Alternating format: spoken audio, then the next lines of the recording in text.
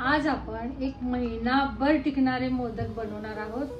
चला मग रेसिपीला सुरुवात करूया। 2 वाट्या गव्हाचं पीठ घेतलंय,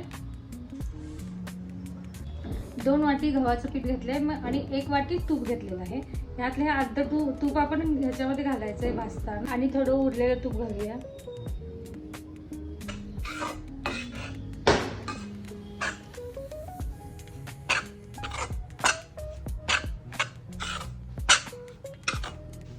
एक वाटी आपण तूप घातले हे आता आणि थोडंसं अर्धा वाटी तूप घालावं लागेल आपल्याला। थोडं पीठ भाजताना ह्याच्यामध्येच आपण ड्रायफ्रूट घालणार आहोत।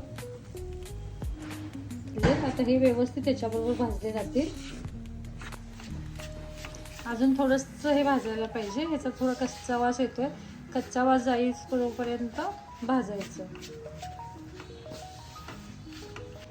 हे डेसिकेटेड कोकोनट घालतोय आपण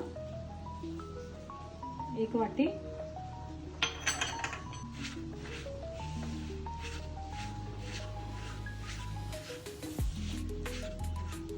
सुगंध फार छान सुटला याचा।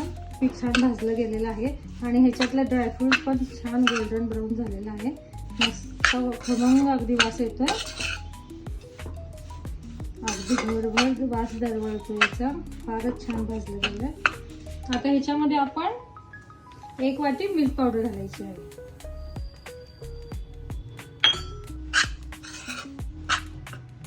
पावडर घालायची 2 चमचे।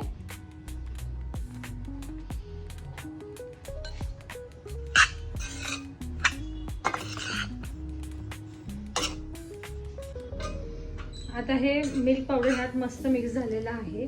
आता हे मिश्रण आपण थोडंसं कोमट होण्यास ठेवूया।